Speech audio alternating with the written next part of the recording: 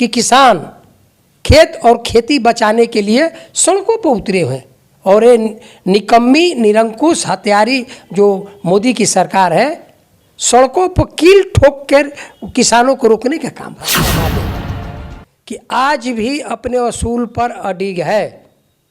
किसी भी परिस्थिति में हमने समझौता नहीं किया। सीट जीत जाने के लिए गलत उसूलों पर नहीं चला। देश में कानून जो है किसान मजदूरों के पक्ष में नहीं बनी है। अगर किसान मजदूरों के पक्ष में रहती तो आज किसान आत्महत्या नहीं करते। आज इनके शासन में पूंजीपति कारपोरेट मालूमाल हो रहे हैं। समय था जब कोई भी कार्य होता था तो वह कार्य या विरोध प्रदर्शन लाल झंडे के नीचे होता था और उसी लाल झंडे के नीचे एक सिपाही है अशोक सिंह, माले कार्यकर्ता है, माले नेता है। विभिन्न मुद्दों पर, आज के वैचारिक नीतियों पर, वैचारिक रणनीतियों पर चर्चा करेंगे और जानेंगे कि क्यों लाल झंडे का इस क्षेत्र में या इस देश में पकड़ कम हुआ, और जब लाल झंडा का पकड़ कम हुआ तो क्यों सत्ताधारी पक्ष या राजनीति के लालची कैसे उभरे और किस तरह से इस देश पर काबिज हुए हैं। बात राजनीतिक पर भी चर्चा होगी और चर्चा होगी मजदूरों की भी कि क्यों आज मजदूरों की हकमारी हो रही है। चर्चा इस पर भी होगी कि देश में आज किस तरह का राजनीतिक माहौल चल रहा है, और चर्चा इस पर भी होगी कि किसान देश के आज़ादी के इतने साल बीतने के बाद भी क्यों आंदोलित है, और चर्चा ये भी होगी कि क्या लाल झंडा आज भी गरीबों की लड़ाई लड़ रहा है। सबसे पहले आइए हम इनसे बात करते हैं। सबसे पहले तो हमारे चैनल में आपका स्वागत है। हाँ, धन्यवाद। अपना परिचय दे दीजिए पहले तो आप। हाँ, अशोक सिंह, माले नेता। छोटा सा सवाल होगा कि देश में क्या जो लाल झंडे की राजनीति पहले हो रही थी आज हो रही है, नहीं हो रही है? बिल्कुल हो रही है। एक समय था कि कम्युनिस्ट आंदोलन चरम उभार पर था।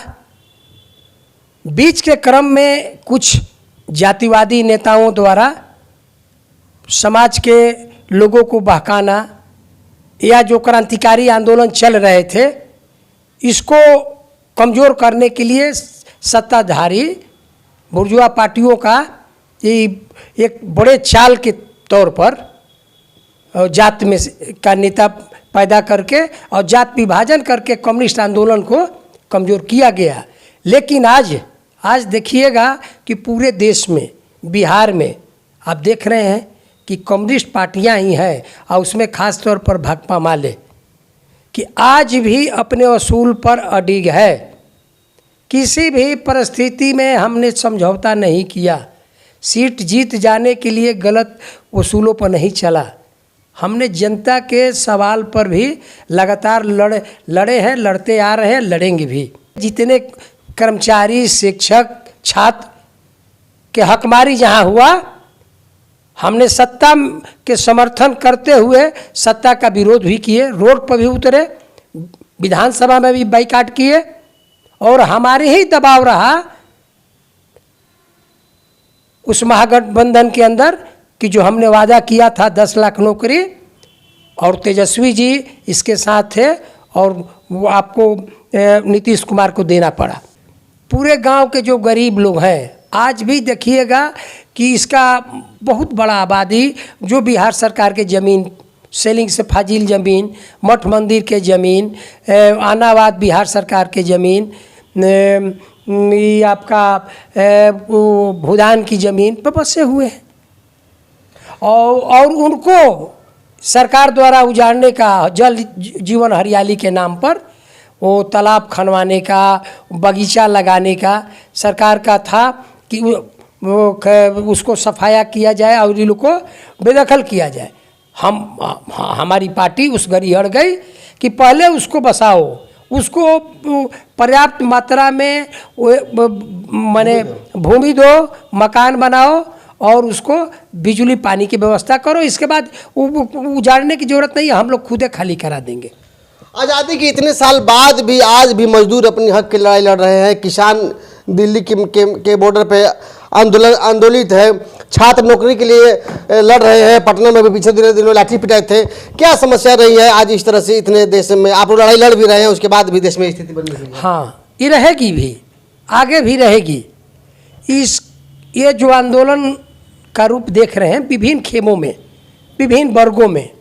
अब मान लीजिए कल ही भारत बंद हड़ताल मार्च पूरे देश में, चाहे वो मजदूर वर्ग खलिहान में काम कर रहे हों, खदान में काम कर रहे हो या सरकारी संस्थान में काम कर रहे हैं, उन्होंने अपने हक और रोजी रोटी के लिए आंदोलनरत है।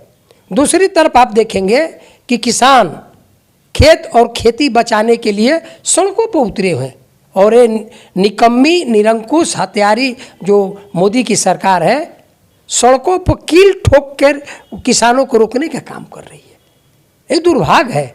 उनका आरोप था कि किसान नहीं है, नेता है, और नेताओं के परिभाषा बोल रहे हैं, और नेताओं के सुयोजित ढंग से रची गई एक साजिश है, किसान नहीं है। क्या ये तो ठीक से आप भी जानते हैं कि उतने बड़े आबादी, उतने बड़े लोग हैं, बाल बच्चे के साथ हैं, खाना पीना लेकर रोड पर उतरे हैं, एक ये नेता का रूप है? तो मोदी जी अब फंस गए हैं, चूँकि देश में हाहाकार मचा हुआ है। इनके शासन काल में गरीब और गरीब होते जा रहा है, अमीर और अमीर होते जा रहा है। जिस तरह जिस समाज में, जिस देश में इतना विभेद हो कि कोई जिसका रहने के लिए वो एक झोपड़ी नहीं हो, खाने के लिए रोटी नहीं हो, और कोई महलों में रहे, इतना विभेद है, तो विद्रोह होगा, और एकदम विद्रोह होगा। एक दिन मोदी सरकार के खिलाफ तमाम लोग को रोड पर उतरना पड़ेगा, तबे इस देश और देश के लोगों को कल्याण होगा। किसान की मांगे थी कि जो आपने वादा किया था बीते सालों, जब एक बार और आंदोलित हुए थे, उन वादों को आप समय पर धरातल पर नहीं ला रहे हैं। न्यूनतम कृषि मूल्य जो है वो भी योजना धरातल पर नहीं लागू हो पा रही है। तो क्या समस्याएं है? बीजेपी पूर्ण रूप से किसानों के पक्ष में नहीं है, और लगातार हरियाणा, उत्तर प्रदेश और पंजाब के किसान आंदोलित रहते हैं या आंदोलित हुए हैं आज भी। देखिए, देश में कानून जो है किसान मजदूरों के पक्ष में नहीं बनी है। अगर किसान मजदूरों के पक्ष में रहती तो आज किसान आत्महत्या नहीं करते, मजदूर भूखमरी के शिकार नहीं होते, दर दर रोड पर भटकते नहीं। ये सरकार की नीति पूंजी परस्त नीति, कॉरपोरेट परस्त नीति है। आज इनके शासन में पूंजीपति कॉरपोरेट मालूमाल हो रहे हैं, किसान मजदूर कंगाल हो रहे हैं, नौजवान बेरोजगार पड़े हुए हैं। यही आलम है, और ये जब से नीति नहीं बदलेगी तब से इस देश के किसान मजदूरों का कोई पकला आज़ादी नहीं मिलेगा, कोई मुक्ति नहीं मिलेगा। मैंने कई चैनल पर रिपोर्टिंग किया है, कहते हैं कि कम्युनिस्ट नेता भड़का देते हैं, भड़काने काम करते हैं। तो क्या सचमुच में ये आरोप आप लोग भड़का देते हैं क्या? आप भी समझ सकते हैं, कहीं भी जुल्म अत्याचार होगा तो निश्चित तौर पर कम्युनिस्ट पार्टी और ख़ास तौर पर भाकपा माले वहाँ खड़ी रहेगी, उसके सिपाही खड़े रहेंगे। हर हालत में हमारी पार्टी किसान मजदूरों का हिमायती है, समाज में वो न्याय पसंद लोगों का हिमायती है, वो समाज आगे बढ़े इसके हिमायती है। इसमें कोई खलल डालेगा तो हर हालत में वहाँ भाकपा माले खड़ा रहेगा, कम्युनिस्ट पार्टियाँ खड़ी रहेगी। ये मेरा उसूल है।